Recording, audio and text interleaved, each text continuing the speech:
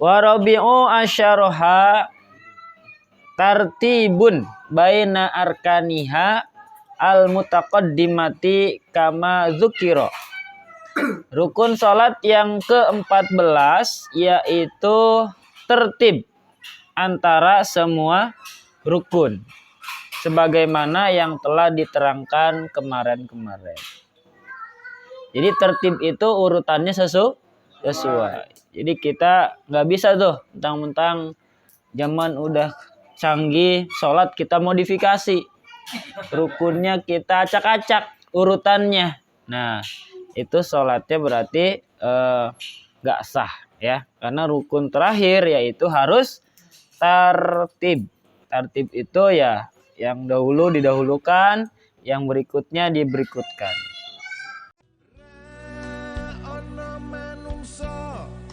Sing sempurna ra ono manungsa ora duwe dosa.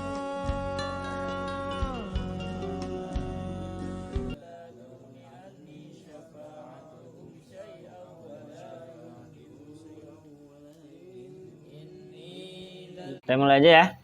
Bismillahirrahmanirrahim. Assalamualaikum warahmatullahi wabarakatuh. Waalaikumsalam warahmatullahi wabarakatuh. Bismillah, alhamdulillah, la haula wala quwata illa billah. Qala rabbi shrah li sadri wa yassir li amri wahlul 'uqdatam min lisani yafqahu qawli. Alhamdulillah, pada malam Jumat kali ini kita bisa kumpul lagi untuk diskusi fikih, khususnya masih membahas tentang bab sholat. Masih lanjutan di malam Jumat kemarin tentang rukun sholat. Sebelumnya kita bertawasul kepada Nabi Muhammad SAW dan mendoakan pengarang kitab ini yaitu Syekh Zainuddin bin Abdul Aziz Al-Maribari. Bismillahirrahmanirrahim. Ila hadratin Nabi Mustafa Sayyidina Muhammadin sallallahu alaihi wasallam wa ala alihi wa sahbihi wa dzurriyyatihi. Wa khususan hadiatan ila ruhi Syekh Zainuddin bin Abdul Aziz Al-Maribari Al-Fanani. Usulihim wa furuhim wa li silsilatihim syaulillahi lahumul fatihah. A'udzu billahi minasyaitonir rajim. Bismillahirrahmanirrahim. Alhamdulillahi rabbil alamin arrahmanir rahim maliki yaumiddin. Iyyaka na'budu wa iyyaka nasta'in ihdinas siratal mustaqim. Shiratal ladzina an'amta 'alaihim ghairil maghdubi 'alaihim waladdallin. Nah, sekarang kita masuk ke rukun salat yang terakhir nih. Yang nomor ke-14. Setelah kemarin kita bahas tentang rukun-rukun salat yang lain yang jumlahnya ada 13 plus ini jadi 14. Wa rabi'u asyaraha tartibun baina arkaniha al-mutaqaddimati kama dzukira. Rukun salat yang ke-14 yaitu tertib antara semua rukun sebagaimana yang telah diterangkan kemarin-kemarin. Jadi tertib itu urutannya sesuai. Jadi kita nggak bisa tuh mentang-mentang zaman udah canggih sholat kita modifikasi, rukunnya kita acak-acak urutannya. Nah itu sholatnya berarti nggak sah ya, karena rukun terakhir yaitu harus tertib. Tertib itu ya yang dahulu didahulukan, yang berikutnya diberikutkan. Kemudian fa'in ta'ammadal ikhlala bitartibi bitaqdimi ruknin fi'liyin ka'an sajada qablar ruku'i batalat sholatuhu.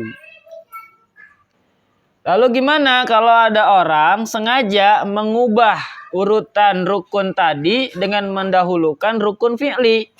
Misalnya sujud sebelum ruku.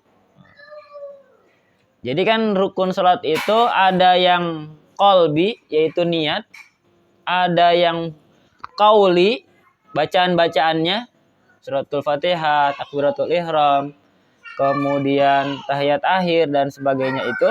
ada juga yang fi'li, perbuatan-perbuatan, ya. Maka kalau yang dirubah urutannya ini adalah rukun fi'li, rukun perbuatan, batalat sholatuhu, maka sholatnya batal. Ya, orang meruku dulu baru sujud, dia mau sujud dulu baru ruku. Dibalik, nah itu udah batal tuh. Nah, itu yang fi'li. Terus kalau yang qauli gimana? Yang diubah-ubah. Amma taqdimur ruknil qauli. Adapun mendahulukan rukun qauli, fala yadurru illas salamu. Mendahulukan qauli daripada fi'li. Misalnya mendahulukan tasyahud sebelum sujud. Atau qauli pada qauli. Misalnya mendahulukan sholawat sebelum tasyahud. Nah, jadi yang kedua ini yang diubah-ubah urutannya rukun ucapan. Contohnya di sini qauli atas fi'li atau qauli dengan qauli. Misalnya urutannya kan harusnya membaca sholawat dulu, ya, membaca sholawat sebelum tasyahud. Nah, ini perbuatan ini tidak membatalkan. Fala yadurru illas salamu. Hanya perbuatan itu tidak diperhitungkan hingga wajib dikerjakan pada waktu yang seharusnya nanti. Kecuali mendahulukan salam. Ya, itu tetap itu jelas membatalkan. Jadi gini. Kalau yang diutak-atik tadi rukun fi'li, perbuatan, maka sholatnya batal. Tapi kalau yang qauli, misalkan kita harusnya membaca apa? Habis Fatihah, kita baca tasyahud. Baca tahiyat langsung tuh, nggak baca surat. Nah itu gimana? Nggak apa-apa, sholatnya nggak batal. Tapi pada saat tasyahud akhir, ya kita tetap wajib baca gitu. Ya, jadi pada tempatnya kita wajib baca. Ini mah orang kurang kerjaan aja kali ya. Diulang-ulang gitu kan.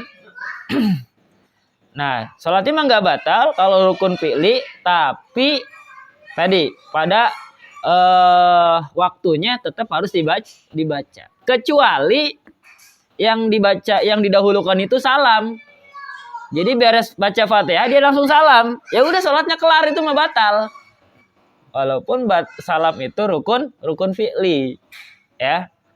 Jadi tuh, jadi kalau rukun qauli maaf, itu masih boleh tidak tartib gitu, tidak tartib, tapi pada tempat-tempatnya itu juga harus dilakukan. Jadi tidak menggugurkan kewajiban kita membaca rukun qauli itu walaupun kita udah bacanya di awal gitu. Gitu ya. Nah, tartib pula pekerjaan sunnah. Jadi kan di sholat itu ada rukun, ada sunnah-sunnahnya ya. Maka yang sunnah-sunnahnya pun ya wa tartibu baina sunani kasurati ba'dal Fatihah wa du'a ba'da tasyahud wa shalah syartun lil i'tidadi bisunniyatiha. Tartib pula pekerjaan sunnah, misalnya membaca surat sesudah Fatihah, membaca doa sesudah tasyahud dan sholawat. Hal itu merupakan syarat diperhitungkannya pekerjaan sunnah. Jadi pekerjaan-pekerjaan yang sunnah dalam sholat pun seperti baca surat setelah Fatihah, baca sholawat Nabi di rakaat yang di tasyahud yang awal, itu semuanya harus tertib, harus didahulukan mana yang dahulu. Walau saha ghairu ma'mumin fitartibi bitarki ruknin ka'an sajada qabla ruku au ka raka'a qabla al-Fatihah la ghama fa'alahu. Selain makmum, yaitu siapa? Berarti imam dan orang yang sholatnya sendiri tuh. Itu ghair makmum tuh. Selain makmum, apabila tidak tertib dengan meninggalkan satu rukun karena lupa, misalnya sujud sebelum ruku atau ruku sebelum membaca Fatihah, maka sia-sialah semua yang ia kerjakan. Jadi selain makmum, Berarti kalau makmum boleh dong. Karena selain makmum. Apabila tidak tertib dengan meninggalkan satu rukun karena lupa. Nah, berarti kalau makmum masih boleh. Misalkan kalau jadi makmum kan kita baru takbiratul ihram, baca Fatihah kan wajib. Tapi imamnya sudah keburu ruku. Maka kita nggak usah menyelesaikan Fatihahnya. Tapi kalau sholatnya jadi imam atau sholatnya sendirian, nggak boleh kayak gitu. Harus diselesaikan. Ya.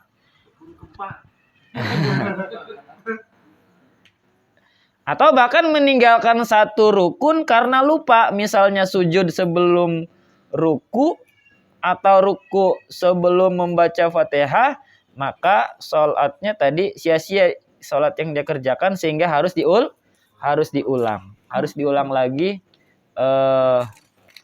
semua yang ditinggalkan atau yang sudah terlewat.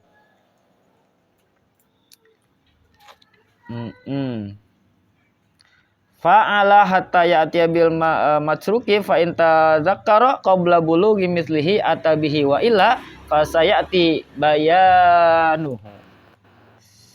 Jika ia ingat sebelum sampai pada pekerjaan yang serupa, misalnya lupa tidak ruku, lalu ia ingat sebelum ruku rakaat selanjutnya, maka ia wajib ruku kembali. Jika tidak demikian, maka penjelasannya akan diterangkan. Jadi kalau lupa itu sebenarnya kalau sholat sendiri, ya sholat sendiri, itu kita boleh ngulang rukun yang kelupaan tadi. Misal udah sujud plus lupa, tadi Fatihah udah bener belum ya? Nah daripada ragu, mang-mang terus, ya udah balik lagi aja ke Fatihah. Kerjakan Fatihahnya, ruku lagi, baru sujud lagi. Tuh ya. Awasyakka huwa. Atau ia selain makmum ragu juga fi ruknin di dalam rukun, hal fa'ala amla, apakah sudah mengerjakan atau belum. Ka'an syakka raki'an hal qara'al Fatihah aw sajidan hal raka'a awi tadala atabihi fauzan. Fauzan ke bawah nih. Umpamanya ya. Jadi ada orang selain makmum ragu mengenai rukun sholat. Apakah sudah mengerjakan atau belum? Misalnya ketika ruku ia ragu apakah sudah membaca Fatihah atau belum. Atau ketika sujud apakah sudah ruku atau i'tidal, maka ia wajib segera mengerjakan yang diragukan tadi. Nah, di sini dipertegas kan? Jadi langsung aja balik lagi. Ya, mundur. Langsung berdiri. Ya. Karena kalau ragu terus sampai salam, sholatnya rusak tuh. Justru batal. Maka supaya ragunya hilang, ya diulang. Ya, biar balik lagi ke Fatihah tadi, walaupun nggak diulang dari takbiratul ihram. Hal rakaat adalah atabi fauzan wujuban in kana syaku qabla fi'li mislihi ay misli mashkukin fihi min rakaatin ukhra. Maka ia wajib segera mengerjakan sukun yang ragu jadi. Jika keraguannya timbul sebelum mengerjakan pekerjaan yang sama, yakni sama dengan yang diragukan dari rakaat yang selainnya. Misalnya ragu mengenai ruku pada rakaat pertama, sedangkan dia ingat pada rakaat yang berikutnya. Jadi ragunya ini belum lewat satu rakaat gitu. Misal pas lagi sujud ragu tadi rukunya udah apa belum, maka segera bangun buat ruku. Tapi kalau ragunya itu pada saat ruku rakaat kedua, itu salatnya udah batal. Nggak bisa diulang, bisa juga ditambah nanti rakaatnya di depan. Ya, salatnya belum batal tapi rakaatnya nanti ditambah di depan, nanti diakhiri dengan sujud sahwi segala macam.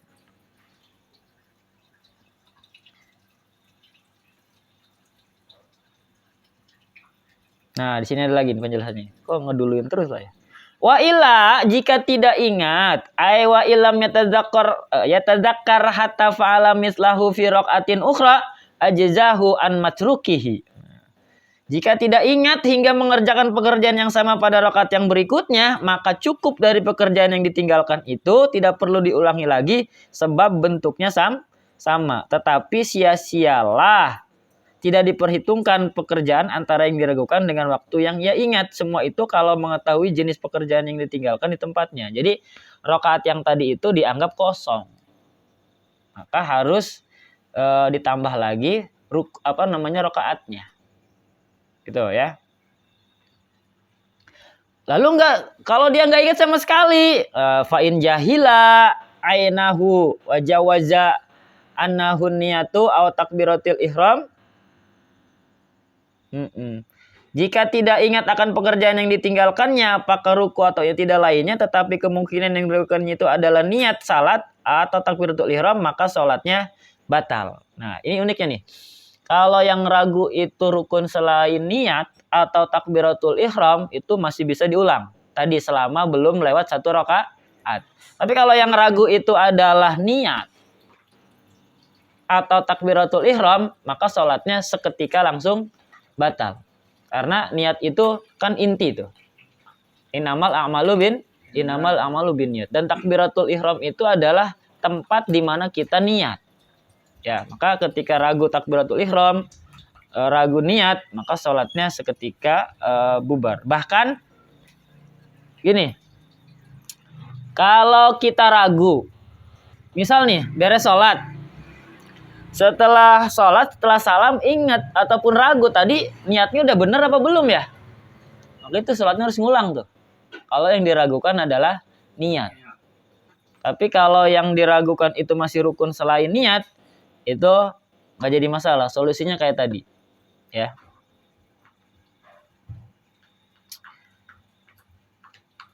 Dalam masalah ini, batalat salat. Walam yushtaratu huna tulu faslin wala madi ruknin au annahu assalamu yusallimu wa in talal faslu alal aujah. Dalam masalah ini tidak disyaratkan harus lama tempo pemisahnya dan tidak lewat 1 rukun, atau yang diragukannya adalah membaca salam, maka salam ketika itu walaupun sudah lama terpisah antara sholat dengan waktunya menurut kaul yang aujah. Jadi maksudnya tadi kalaupun kita sholatnya udah lama selesai, terus kita ingat bahwa rukunnya tadi niatnya tadi nggak sempurna, maka kita harus ngulang sholat tadi. Aw annahu ghairuhuma akhadha bil aswa'i wa bana ala ma fa'alahu wa tadarokal baqi min sholatihi.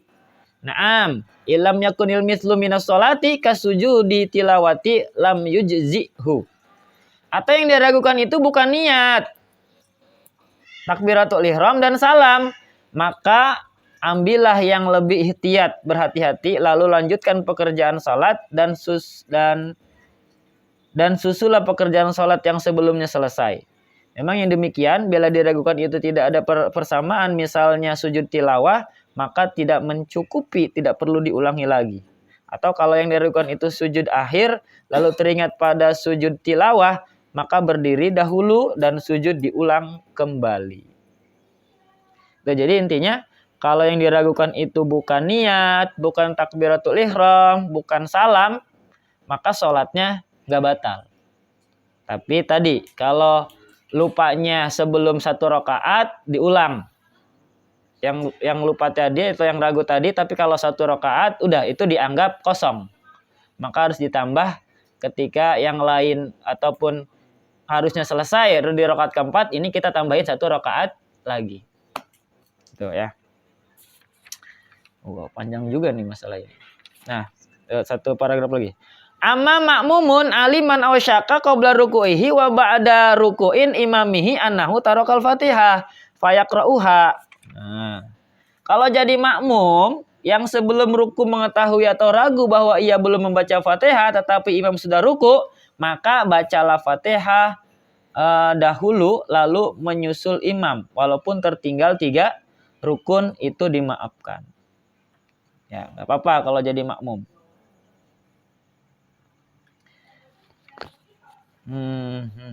Fayaqra'uha wa yas'a khalfuhu wa ba'da ruku'iha lam ya'ud ilal qiyami lil qiraatil Fatihah bal yatsba imamuhu wa yusalli rakaatan ba'da salamil imam. Apabila baru teringat sesudah dia dan imam ruku, maka tidak usah kembali berdiri. Nah, maksudnya gini. Kita jadi makmum, ya. Pas makmum sudah ruku, kita baru ingat bahwa Fatihah kita itu tadi belum sempurna. Itu ada yang membolehkan bahwa kita membaca Fatihah walaupun imam sudah sujud, ya. Tapi ini balik lagi ikhtilaf, ya. Imam sudah sujud gitu, selama nggak lewat dari berapa rukun tadi? 3. Yang membatalkan 3 rukun. Tinggal 3 rukun itu masih dimaafkan. Tapi kalau kita baru ingat sesudah dia dan imam ruku, maka tidak usah kembali berdiri. Jadi ingatnya nih pas lagi ruku, tadi saya baca Fatihahnya kayaknya belum sempurna deh. Itu nggak usah balik lagi, karena kalau balik lagi apa? Nyalahin imam. Kalau tadi ingatnya pas lagi sama-sama berdiri kan. Nah, dia boleh tuh baca Fatihah sampai selesai walaupun imam udah ruku, udah sujud, asal jangan sampai 3 rukun. Karena kalau sampai ketinggalan 3 rukun maka sholat jamaahnya batal. Yang batal siapa? Si makmum, imam tetap jalan. Gitu ya. Walaupun ada satu kaul lagi, ya udah ikutin imam aja karena itu udah ditanggung sama imam. Tapi kaul yang lain menyatakan boleh. Itu masih bisa. Tapi kalau ingatnya pas sama-sama udah ruku sama imam, tadi Fatihah saya belum selesai kayaknya. Itu nggak usah kamu berdiri. Jadi nanti imam sujud dia malah tidak lagi. Ya. Nah, dia malah berdiri lagi baca Fatihah. Itu yang nggak boleh, ya. Melainkan gimana? Terus mengikuti imam. Nah, gitu ya. Itu tentang tertib. Nah, bahkan di sini ada yang mengatakan kalau gitu ya harus nambah lagi 1 rakaat. Kalau ingatnya pas sudah ruku. Sini kita harus cermat nih, banyak kaul nih. Tapi yang kuat adalah kita ngikutin imam sebagai makmum, ya udah kita semua sudah ditanggung sama imam. Makanya ketika pilih imam itu yang harus benar-benar paham tentang sholat. Enggak, yang mau nanya silakan. Ya. Kan beberapa opsi nih berarti ya. Opsi pertama adalah ketika kita membaca Al-Fatihah, tapi si imamnya keburu ruku. Kalau yang di bab yang sebelumnya itu kan kita bisa menyusul maksimal satu rukun gitu loh. Langsung cepat-cepat langsung kita ruku. Lah, ini tadi ada opsi maksimal sampai sujud berarti, Pak? Iya. Iya sampai sujud. Ruku, tidak sujud. Kita kira-kira yang lebih abdul yang mana, Pak? Apakah semua bisa atau gimana? Nah, balik lagi kita mau pegang yang mana patokannya. Maka yang afdal itu ya yang ngikutin imam. Walaupun belum selesai kita boleh ruku. Nah, tapi kan kalau ini kita melihat secara estetika ya. Iya. Iya, makanya kan ini bikin jamaah yang lain kacau konsentrasinya kan. Makanya yang afdal itu yang mana? Ya, kalau yang pertama yang ngikutin imam walaupun belum selesai gitu ya. Karena semua bacaan kita semua ditanggung sama imam. Karena kan kalau kita udah ketinggalan jeda otomatis kan nanti ketinggalan semua, Pak. Iya. Tinggalan semua nanti. Ada yang lirik. Ngapain? Tikasnya agak gedein, Pak. Tikasnya agak gedein, Pak. Pasti aneh ya. Iya, kita juga harus mempertimbangkan ke situ juga. Iya, pasti mau nggak mau pasti ada aneh gitu. Nah, makanya kalau nggak mau kayak gitu ya sampean yang imam aman kan, orang yang ikut bakal ketinggalan. Dikirain sesat loh, padahal kan ininya ada referensinya, ada ini. Iya, semua ada referensinya. Balik lagi ketika yang di samping gak ngerti kan, ini apaan sih? Yang lain dapat sujud. Sama mengurangi khusyuk tadi. Beda nih Beda. Padahal semua boleh, tapi maksimal 3 rukun tadi. Ya, yang utama tadi betul untuk meninggalkan prasangka negatif ya, suudzon jamaah yang lain, kita ambil kaul yang ngikutin imam tadi. Walaupun tadi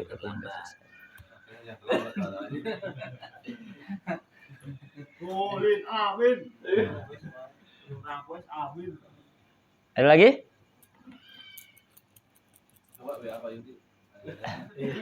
Oh, ini nitip pertanyaan gak gitu ya? Pertanyaannya mana? Ini Pak Ustadz mau nanya masalah amin, Pak Ustadz. Heeh.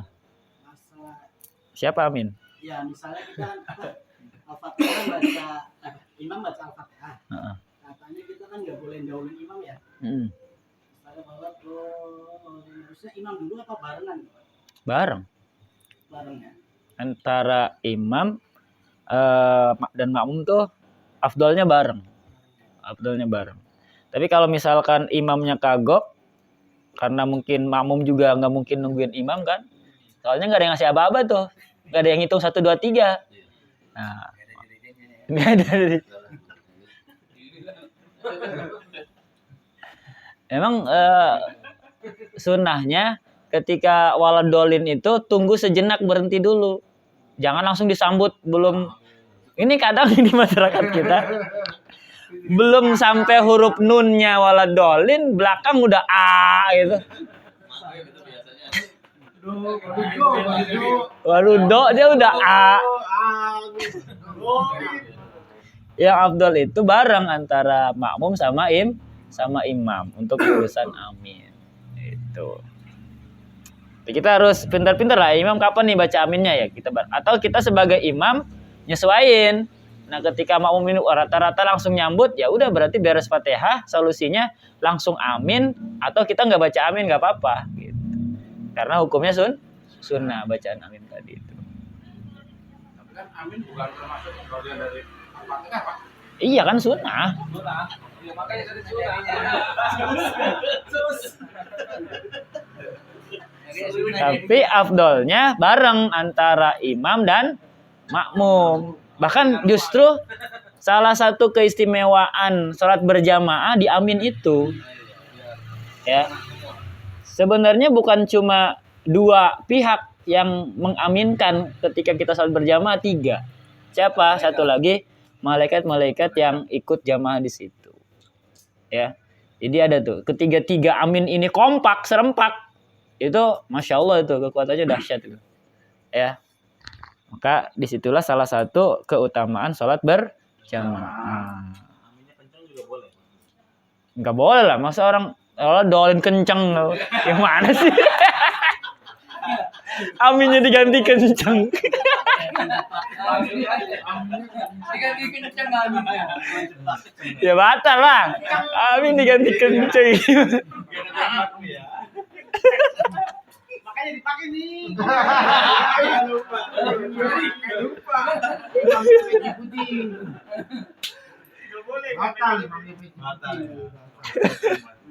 Maksudnya suaranya kita lebih tinggi daripada yang lain. Kalau bisa seragam lah. Maksudnya ya seimbang, nyesuaiin lah. Emang kadang suka kalau apalagi sholat taraweh gitu ya. Apalagi anak-anak tuh.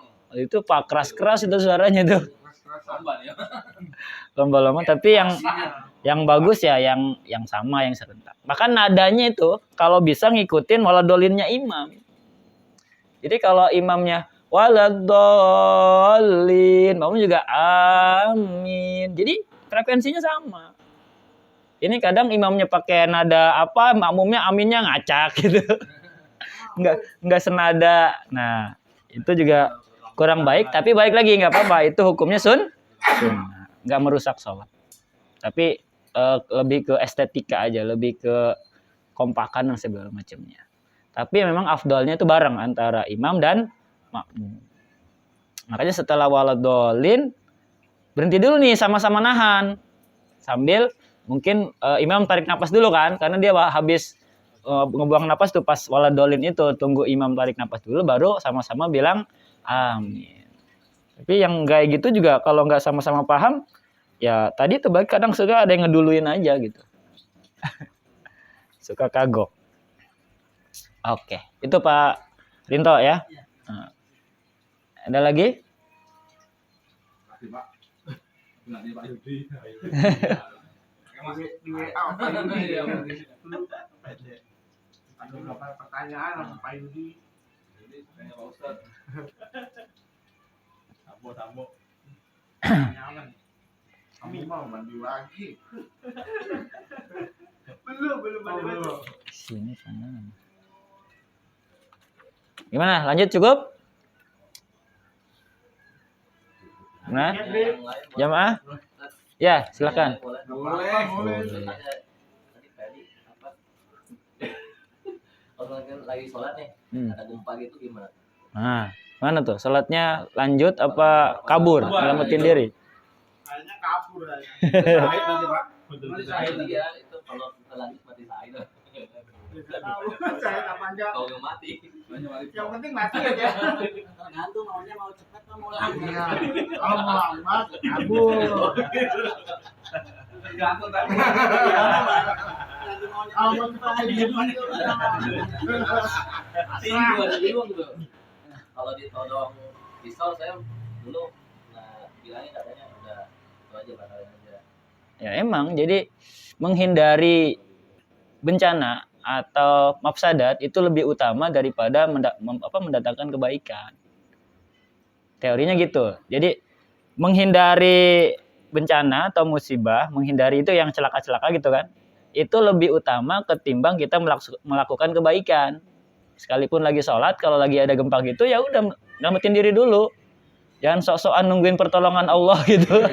Coba nanti ditolong. Udah tahu udah begini. Kan ada kan di video kan sampai gini-gini kan tuh. Nah, kalau itu dia mungkin punya pemikiran yang lain. Saking yakinnya. Atau dia mau ngejajal Allah kalau gitu kayaknya itu. Ini tolongin gak saya? Ini tolongin gak nih? Artinya tetap ketar-ketir kan. Ya udah nggak. Lari aja, selamatin diri dulu. Toh sholat bisa dilakukan lagi, ditunda. Apalagi waktunya masih banyak gitu kan. Pikirannya udah takut. Nah, ya udah, sholat juga nggak ini kan, nggak khusyuk kan. Paling kau bilang mau cepat atau mau lambat.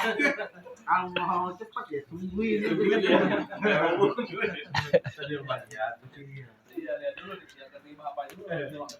Beda kasus kalau misalkan dari suasana lagi perang gitu kan.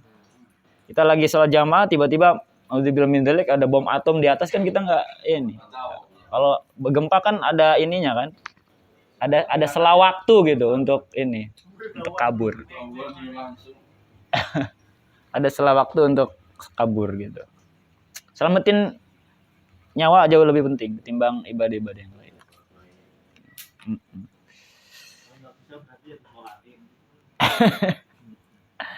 Ada lagi?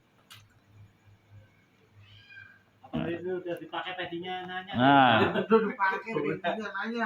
Itu doang. Dia yang jawab dipakai peci.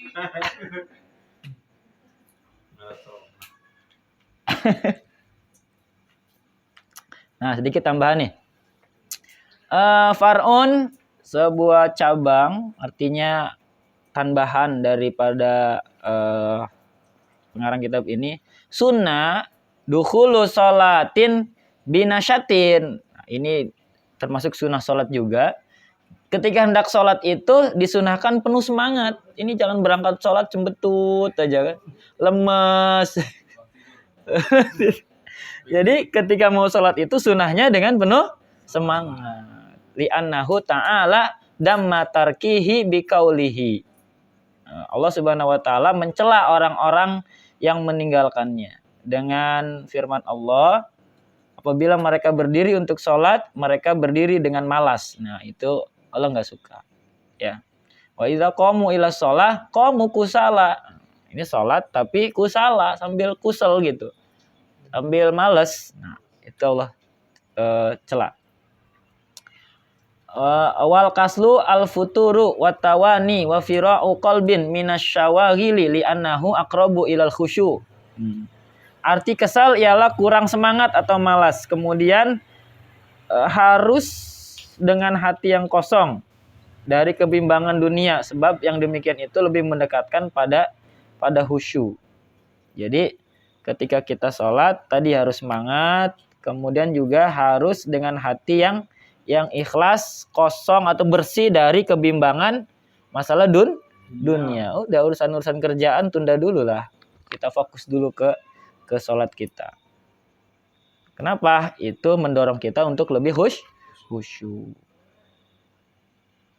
Nah, wa sunnah fiha ay fi sholatihi kulliha khusyu'un biqalbihi. Nah, ini yang susah nih. Disunahkan salat itu dengan hati yang khusyuk. Bahwa di dalam hati tiada yang dia ingat selain pekerjaan salat. Jadi khusyuk itu yang dia salat, yang dia ingat selama salat dalam hatinya ya semua rukun-rukun salat tadi. Ya. Bacaannya dia paham gitu kan. Walaupun gak hafal terjemahnya, ya dia paham lah ketika baca Alhamdulillahirabbil alamin, oh segala puji cuma buat Allah. Ar-Rahmanir-Rahim, Allah itu sifatnya Rahman dan Rahim, Malik dan seterusnya. Ya, itu khusyuk. Jadi khusyuk itu hati kita tuh hadir pada saat kita baca bacaan sholat itu gitu.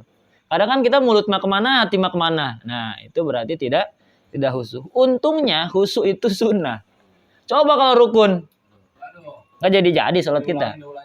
Ulangin terus. Nggak nyampe salam itu.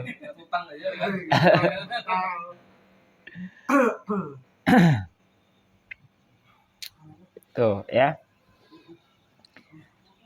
Li'anna yahduru fihi ghairu ma huwa fihi wa in ta'allaqa bil akhirah wa bi jawarihi bi alla yab'atsa bi ahadiha wa dzalika lisana illahi ta'ala fi kitabihil aziz ala fa'ilihi bi qaulihi qad aflahal mu'minuna alladzina hum fi sholatihim khashi'un.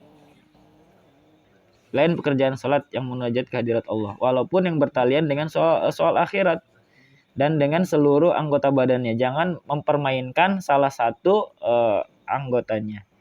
Jadi walaupun mikirin akhirat itu ya, nanti saya mati masuk surga apa enggak ya? Masih masuk surga apa enggak? Itu tetap bukan khusyuk. Yang namanya khusyuk itu fokus sama pekerjaan sholat. Atau mainin badan, mentang-mentang muter-muter jari nggak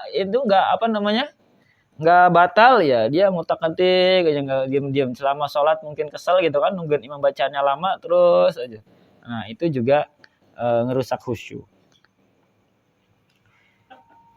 Jangan mempermainkan salah satu anggota badan tadi. Yang demikian itu karena ada pujian Allah Ta'ala dalam kitab Al-Quran yang luhur bagi orang-orang yang mengerjakan sholat dengan khusyuk. Tadi tuh dalilnya firman Allah, qad aflahal mu'minuna alladzina hum fi sholatihim khashi'un. Sesungguhnya beruntunglah orang-orang yang beriman, yaitu orang-orang yang khusyuk dalam sholatnya. Al-Mu'minun ayat 1-2.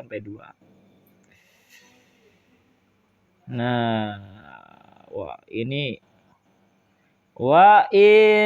walintifa isawabi sholat bintifaihi kama dalat alahil ahaditsul sahihi wali anna lana wajhan ikhtarahu jam'un annahu syartul sholah lisihah. Dan tiada pahala sholat yang dikerjakan tanpa khusyuk. Wah, gimana nih? Di sini tegas orang yang sholat yang enggak khusyuk enggak ada pahalanya katanya nih. Waduh, gimana nih? Bisa dihujat semua ini. Sebagaimana dinyatakan dalam beberapa hadis sahih, sebab kita mempunyai alasan yang dipilih oleh para ulama bahwa khusyuk itu termasuk syarat sah sholat. Bahkan ada sebagian ulama yang mengatakan khusyuk itu syarat sah sholat. Artinya kalau nggak dipenuhi ya nggak sah sholatnya. Tapi yang kita pegang ya khusyuk itu yang sunnah tadi ya. Nah, masalah pahala ya itu balik lagi, itu adalah hak prerogatifnya Allah. Artinya mungkin nggak sama sekali gitu. Jadi selama sholat tuh dari takbir sampai salam bablas nggak inget sama sekali sama bacaan sholat gitu. 0% gitu inget. Tapi kan kita ketika takbir itu kan ingat tuh ya. Maksudnya pas kita baca Allah, kita lagi nyebutin nama Allah pasti ingatlah sama Allah gitu. Ya minimal itulah gitu. Itu termasuk khusyuk. Jadi jangan sama sekali nggak ingat sama Allah dan sama sekali nggak ingat sama bacaan. Sama sekali antara hati sama bacaan itu nggak ada konek-koneknya gitu.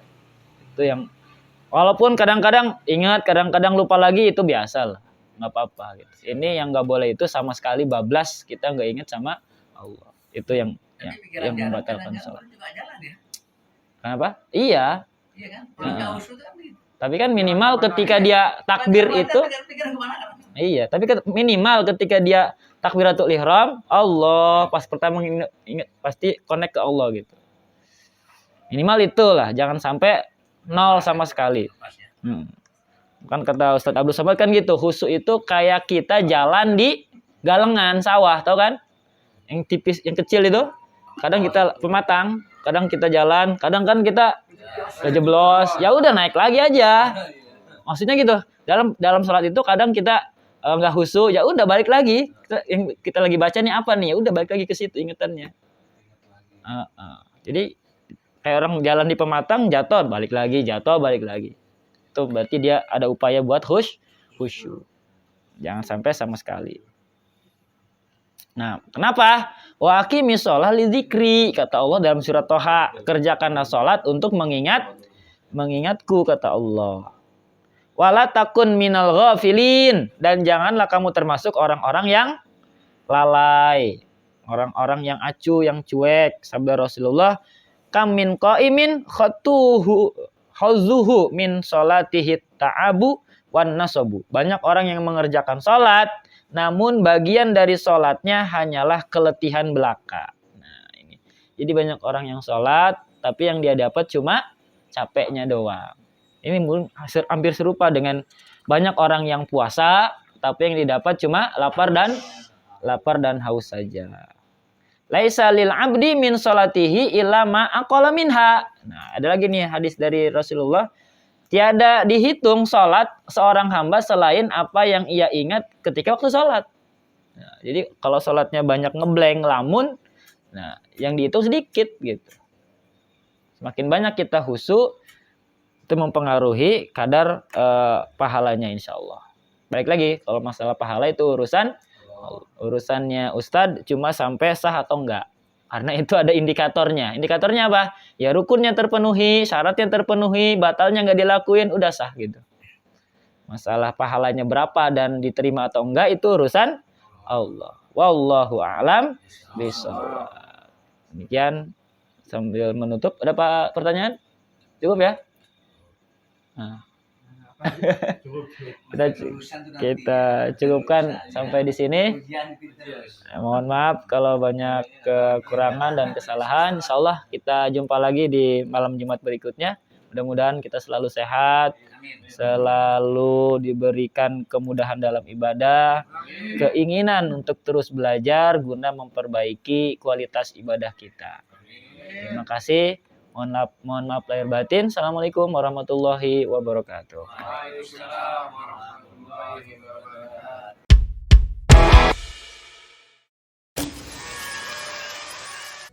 Waktu kanggo kerja ana,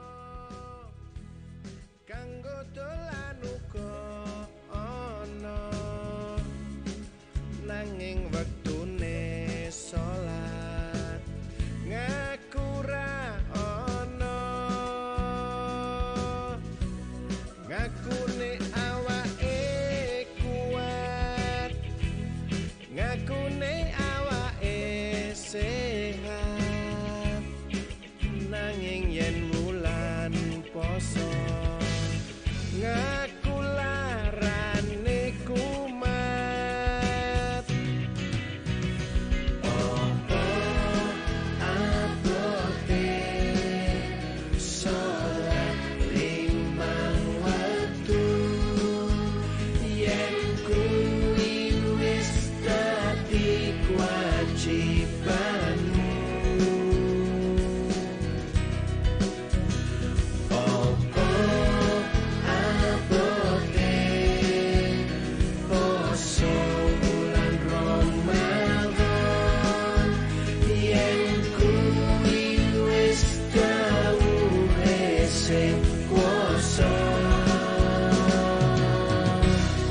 wektu kanggo kerja A'udzu billahi minasyaitonir rajim. Bismillahirrahmanirrahim.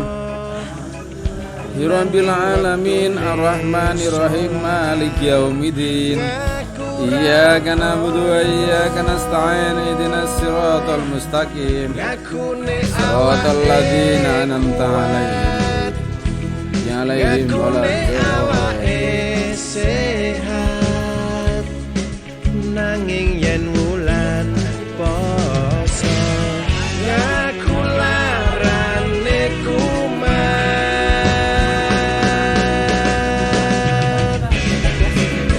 Udah naik lagi aja. Naik dong.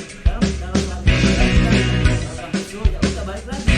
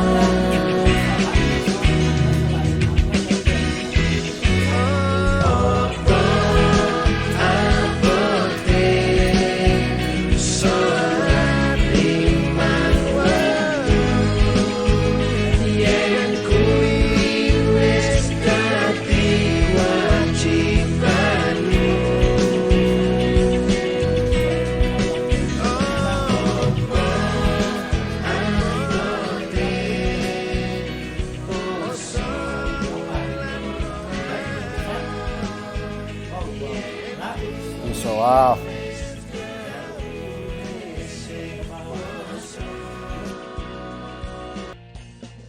Tangi subuh iku sehat uga disayangi malaikat lancar padang rezekine jembar lan landhep pikire salat subuh iku perlu kaya luhur asar maghrib isya wajib hukume